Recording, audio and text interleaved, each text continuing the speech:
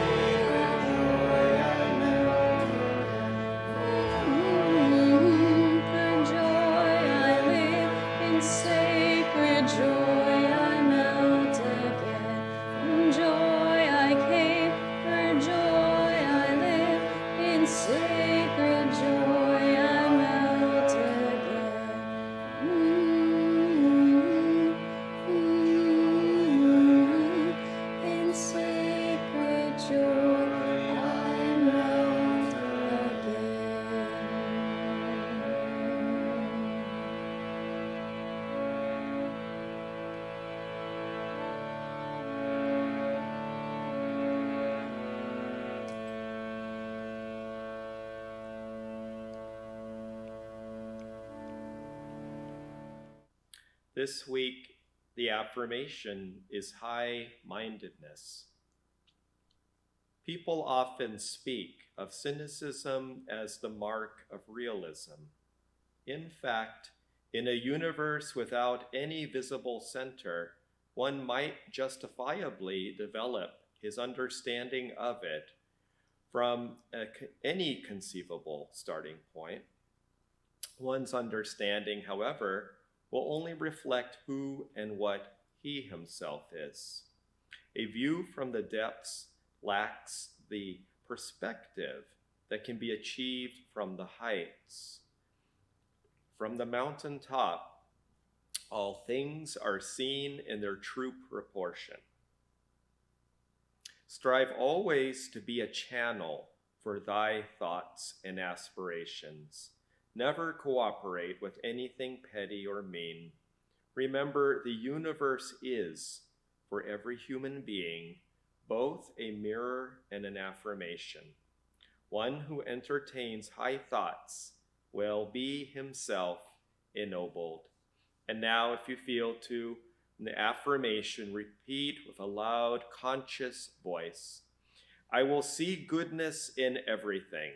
I will see goodness in everything. I will view the world around me. I will view the world around me. Not from the depths of matter attachment. Not from the depths of matter attachment. But from the heights of divine aspiration. But from the heights of divine aspiration. Again, I will see goodness in everything. I will see goodness in everything. I will view the world around me. I will view the world around me. Not from the depths of matter attachment. Not from the depths of matter attachment. But from the heights of divine aspiration. But from the heights of divine aspiration. And now, with a regular speaking voice, I will see goodness in everything. I will see goodness in everything. I will view the world around me. I will view the world around me. Not from the depths of matter attachment. Not from the depths of matter attachment. But from the heights of divine aspiration. But from the heights of divine aspiration. I will see goodness in everything. I will see goodness in everything. I will view the world around me. I will view the world around me. Not from the depths of matter attachment. Not from the depths of matter attachment. But from the heights of divine aspiration. But from the heights of divine aspiration. Now whisper, I will see goodness in everything. I will see goodness in everything. I will view the world around me. Not from the depths of matter attachment. Not from the depths of matter attachment. But from the heights of divine aspiration. From the heights of divine aspiration. And now silently, mentally, I will see goodness in everything. I will view the world around me, not from the depths of matter attachment, but from the heights of divine aspiration. And now one more time, taking it deeper at the superconscious awareness at the point between the brows. I will see goodness in everything. I will view the world around me, not from the depths of matter attachment, but from the heights of divine aspiration. If you feel to silently pray, Lord, the universe was made in thine image of perfection. Help me to bring out that image in others by blessing them in thy love. This reading is from Rays of the One Light, weekly commentaries on the Bible and the Bhagavad Gita by Swami Kriyananda. The reading today we have is called The Divine Ascension. Truth is one and eternal. Realize oneness with it in your deathless self within. The following commentary is based on the teachings of Paramhansa Yogananda. In the Gospel of St. John, chapter 14, we read, I am the way, the truth, and the life. No man cometh unto the Father but by me. What is the I when spoken by a master who has conquered every vestige of ego consciousness? Therein lies the mystery of true spiritual teaching. true scriptural teaching. That I, that is no I, does it even exist? In what way is it different from the consciousness that animates other human beings? Jesus was not saying, look at me, don't look at other masters. He was saying, rather, look at the divine self that is the essence of who you are, your very self. You are that I. No man cometh unto the divine consciousness except by first recognizing his own intrinsic divinity, hidden behind his delusive ego. The Bhagavad Gita in the 4th chapter states, O son of Prita, Arjuna, in whatever way people accept me, in that same way do I appear to them. For all men in some way pursue the path to me. Meditate on the divine incarnations. Their lives and the consciousness animating them will be your stairway to the infinite. Thus, through Holy Scripture, God has spoken to mankind. Om. Om. Om.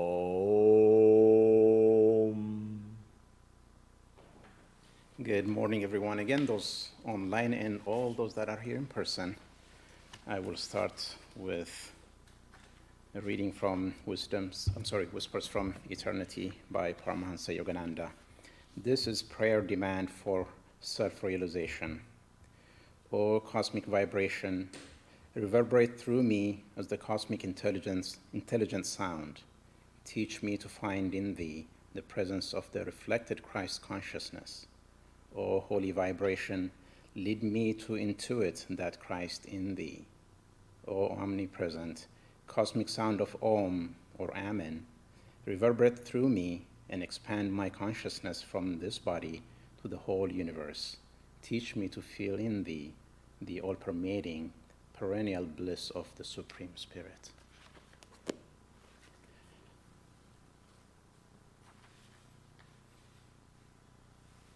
I too would like to wish everyone a Merry Christmas season. Our topic is the Divine Ascension.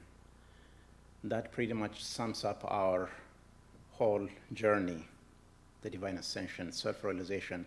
It reminded me of, when I was thinking about this topic, a story from actually one of our friends here who went to see who's called as the Hugging Saint from India, Amma, and she had a few seconds with her, and she asked her, when will I be self-realized?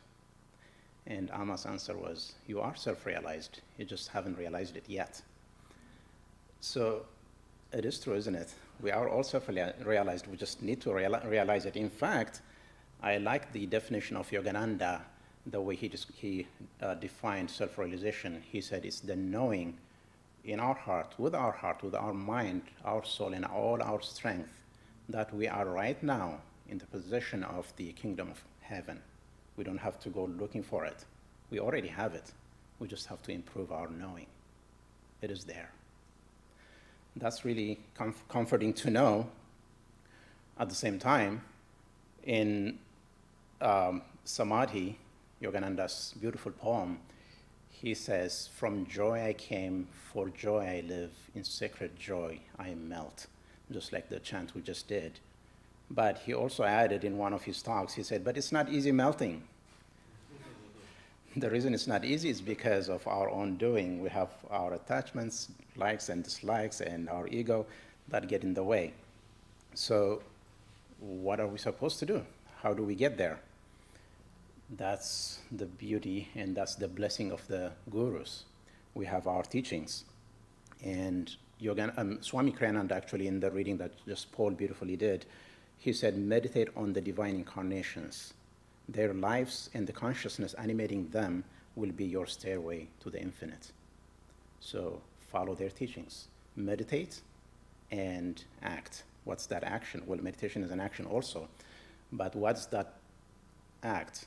In Matthew 22, 36 to 40, Jesus said, one of the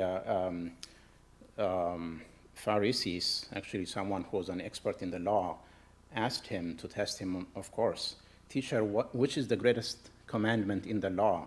And Jesus' reply was, "Love the Lord your God with all your heart, with all your soul, and with all your mind." And he said, this is the first and greatest commandment. And the second is like that. Love your neighbor as yourself.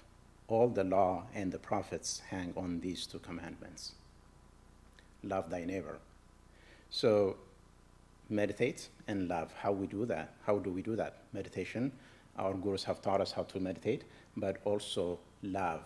How? There are a few things I would like to talk about this morning. One is Nishkam Karma. Act, meditate, love, serve, do everything you do without expectation of the outcome, without attachment to the outcome. Action without attachment to the fruit of action. You probably know the story of a young man, a teenager at the time, named Howard Kelly. This was in 1863, around 1863. He was going to school, and he was a poor boy, just to make ends meet and to pay for his school and for food. He would go door to door selling goods. And a lot of times he didn't sell anything, but the whole neighborhood knew him, so he would end up doing some chores for some of the neighbors, and they would pay him money or give him food. One day, after a long day of working hard, he didn't have enough money for food. So he went to one of his neighbors and thinking either he will sell something and make money, or if nothing else, he will ask for food, which he was not too thrilled about. So he knocked on the door, and this young, really beautiful young woman opened the door, and immediately he lost his nerve. He couldn't sell anything, he couldn't ask for food, so out of maybe shyness, he asked just for a glass of water. And the way he asked, the young woman understood. So she went back and came back with a large, big glass of milk. And he slowly drank it, and he asked her, "How much do I owe you?" She said, no, you don't owe me anything. Mother taught us to be kind to others, and we know you're a good boy. So he said, "Well, I thank you from my heart." And he left.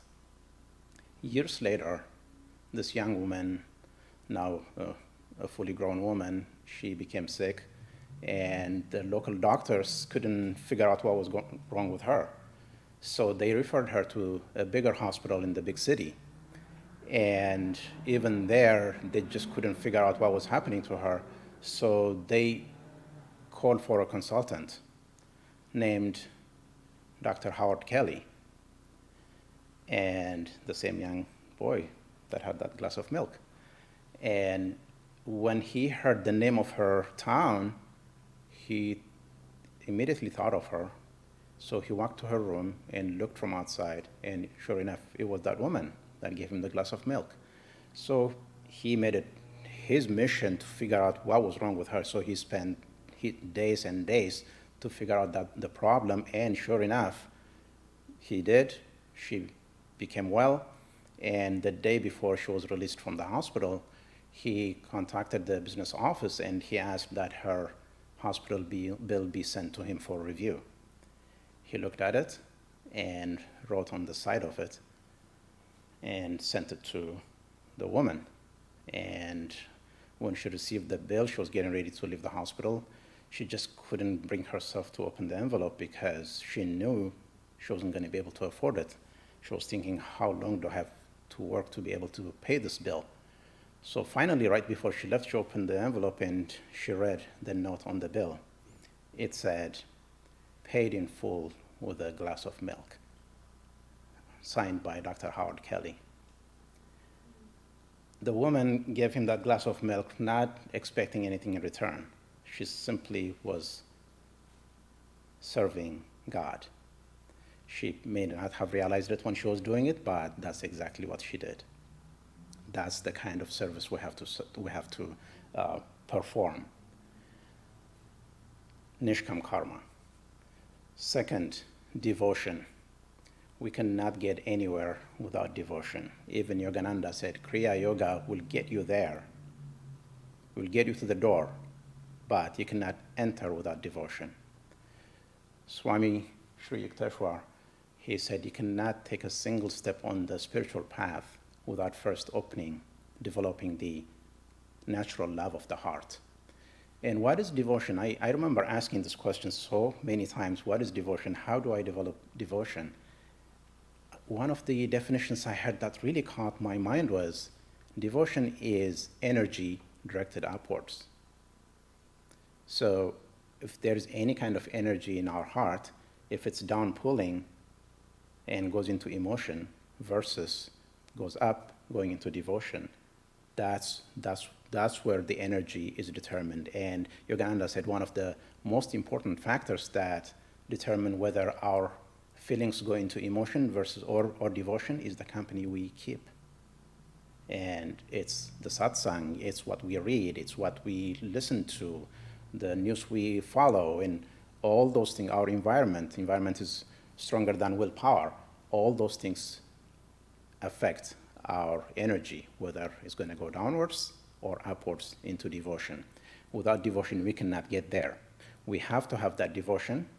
How to develop devotion is a long story. Like there is the chanting, the service, and the company we keep and all.